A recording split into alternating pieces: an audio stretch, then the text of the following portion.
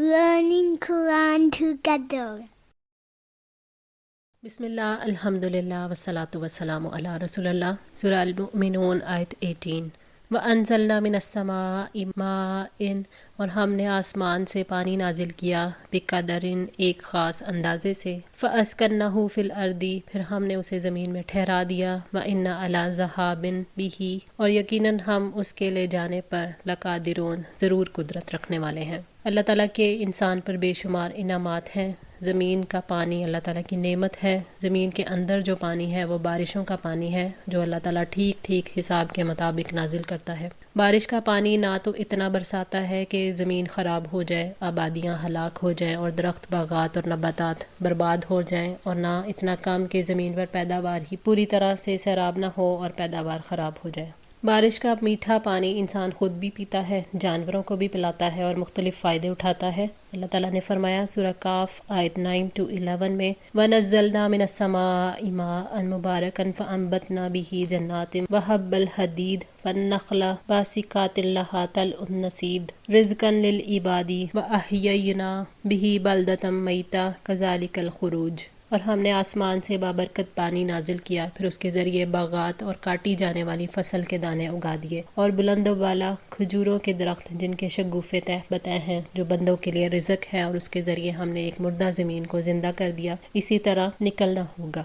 زمین میں بارش کا پانی جذب ہو کر اللہ تعالیٰ کے حکم سے ٹھہر جاتا ہے۔ اللہ تعالیٰ اسے زمین میں ٹھہراتے ہیں جیسے نطفے کو رحم مادر میں ٹھہراتے ہیں۔ زمین میں ذخیرے کے طور پر جمع کر دیا جاتا ہے، یہاں تک کہ کنوؤں کی گہرائیوں سے پھر ضرورت کے مطابق پانی نکالا جاتا ہے جس سے وہاں کے علاقے سیراب کیے جاتے ہیں۔ وَإِنَّا عَلَىٰ ذَهَابٍ بِهِ لَقَادِرُونَ یعنی اگر ہم چاہیں تو بادلوں کو ہی واپس لے جائیں، اگر چاہیں تو زمین کی جذب کرنے کی صلاحیت ہی ختم کر دیں اور پانی وہاں سے بہہ کر نکل جائے، یا پانی اتنا گہرا پہنچا دیں کہ تمہاری رسائی ہی ممکن نہ ہو۔ فرمایا قُلْ أَرَأَيْتُمْ إِنْ أَصْبَحَ مَاؤُكُمْ غَوْرًا فَمَنْ يَأْتِيكُمْ بِمَاءٍ مَّعِينٍ کہہ دو کہ کیا تم نے دیکھا اگر تمہارا پانی گہرا چلا جائے تو کون ہے جو تمہیں بہتا ہوا پانی لا دے گا۔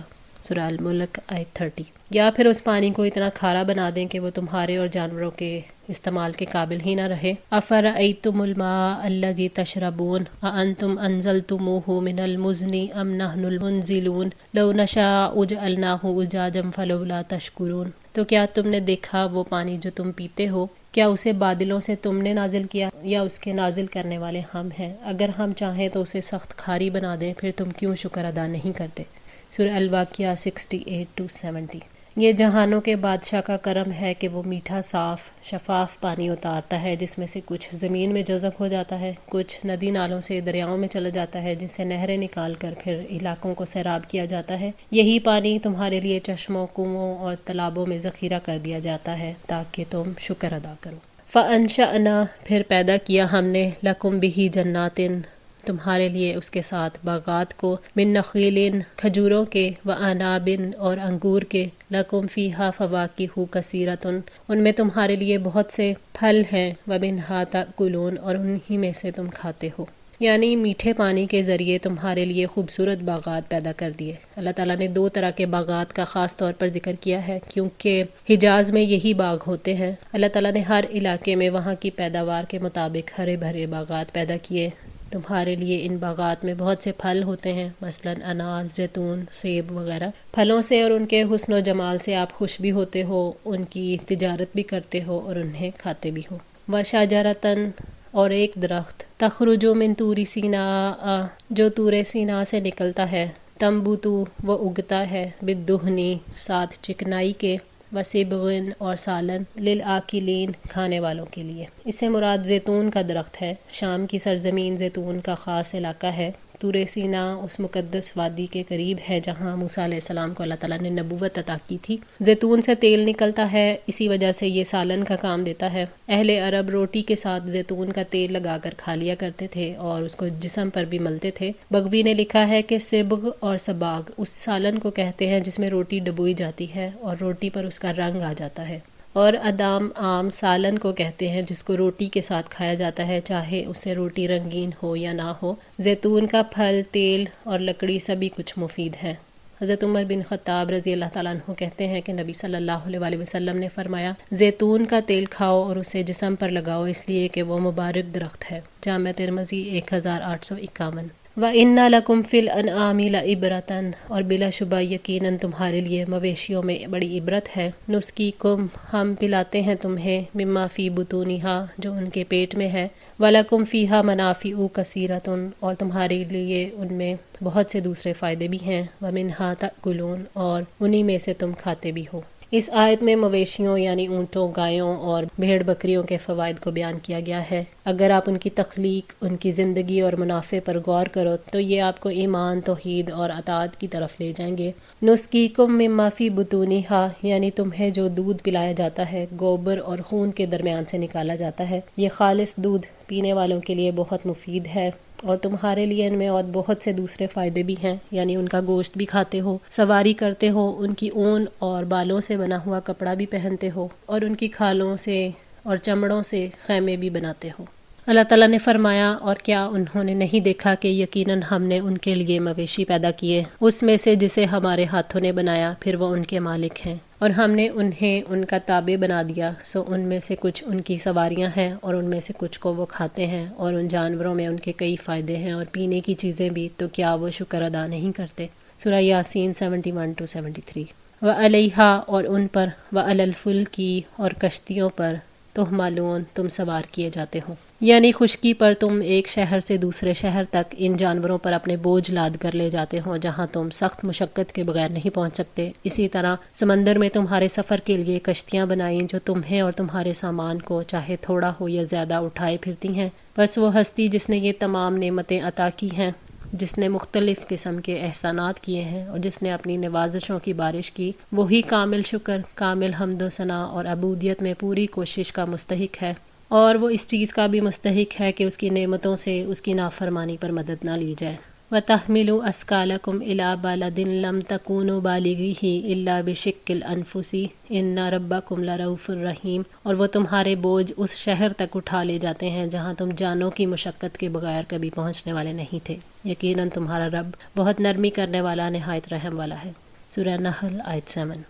وَلَقَدْ أَرْسَلْنَا نُوحًا إِلَىٰ قَوْمِهِ، اور بلا شبہ یقیناً ہم نے نوح کو اس کی قوم کی طرف بھیجا، فَقَالَ، تو اس نے کہا، یا قوم اعبدوا اللَّهَ، اے میری قوم اللہ کی عبادت کرو، مَا لَكُم مِّنْ إِلَٰهٍ غَيْرُهُ، اس کے سوا تمہارا کوئی معبود نہیں، افلا تتقون، تو کیا تم ڈرتے نہیں ہو۔ اللہ تعالیٰ نے انسانوں پر انعامات کا ذکر فرمایا تو سب سے بڑے انعام ہدایت کے لیے زمین پر اس کے آغاز سے ہی اپنی طرف سے کیے جانے والے انعامات کا ذکر فرمایا۔ اللہ تعالیٰ نے شروع ہی سے اس مقصد کے لیے رسول بھیجے اور کتابیں بھیجیں۔ اللہ تعالیٰ نے سب سے پہلے اپنے بندے اور رسول نوح علیہ السلام کا ذکر فرمایا ہے، وہ زمین میں اللہ تعالیٰ کے پہلے رسول تھے۔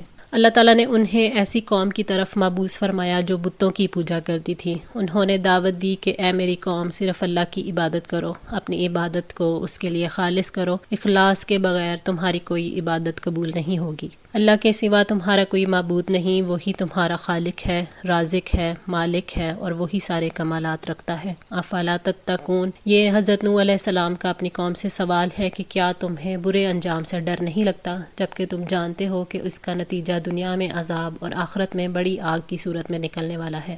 فَقَالَ الْمَلَأُ الَّذِينَ كَفَرُوا مِنْ قَوْمِهِ، تو اس کی قوم کے جن سرداروں نے کفر کیا، انہوں نے کہا، مَا هَٰذَا إِلَّا بَشَرٌ مِثْلُكُمْ، یہ نہیں ہے مگر تمہارے جیسا ایک آدمی، یُرِیدُ، جو چاہتا ہے، ان یتفضل علیکم، کہ تمہارے اوپر برتری حاصل کر لے، وَلَوْ شَاءَ اللَّهُ، اور اگر اللہ تعالیٰ چاہتا، لَأَنزَلَ مَلَائِکَةً، تو ضرور فرشتے نازل کرتا، مَا سَمِعْنَا بِهَٰذَا، نہیں سنا ہم نے اس بات کو، فِي آبَائِنَا الْأَوَّلِينَ، اپنے پہلے باپ دادا میں۔ قوم کے سرداروں یعنی مالداروں نے کہا کہ نوح علیہ السلام تو تم جیسا انسان ہے، تم کیسے اس کی اطاعت کرو گے؟ اگر تم اس کی دعوت کو قبول کرو گے تو تمہیں پھر اس کی بات ماننی پڑے گی۔ وہ رسالت کی وجہ سے تم پر اپنی فضیلت ثابت کرنا چاہتا ہے، تم پر برتری حاصل کرنے کے لیے تمہارا پیشوا اور سردار بننا چاہتا ہے۔ اس میں ایسی کون سی بات ہے جس کی وجہ سے اسے تم پر فضیلت حاصل ہو جائے؟ انہوں نے یہ دلیل دی کہ اگر اللہ تعالیٰ ہمیں سمجھانا چاہتا تو فرشتوں کو بھیجتا جو کہ عالم بالا سے جڑے ہوئے ہیں،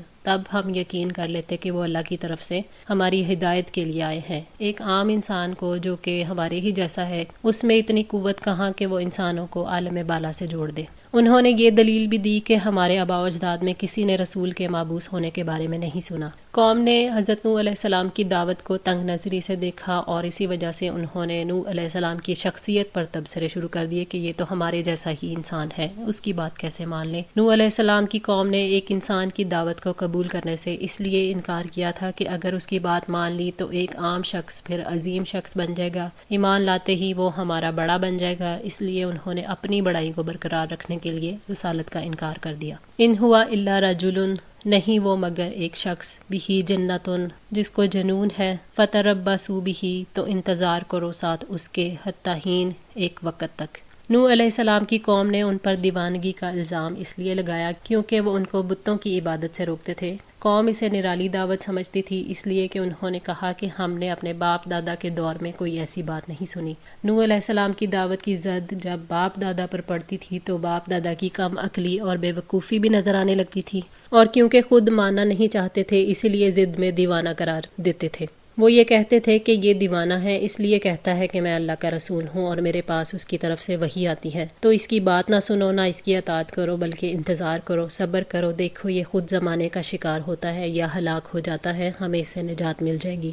مراد یہ تھی کہ کچھ انتظار کر لو، اس کی موت کے ساتھ اس کی دعوت بھی ختم ہو جائے گی، اور اس سے مراد یہ بھی ہو سکتی تھی کہ اسے چھوڑ دو، ہو سکتا ہے یہ دعوت بھی چھوڑ دے۔ آج کے لیے اتنا ہی۔ دعا ہے اللہ تعالی ہماری اس کوشش کو قبول فرمائے، ہماری غلطیوں کوتاہیوں کو معاف فرما کر ہماری اصلاح فرمائے۔ جزاکم اللہ خیر، والسلام علیکم ورحمۃ اللہ وبرکاتہ۔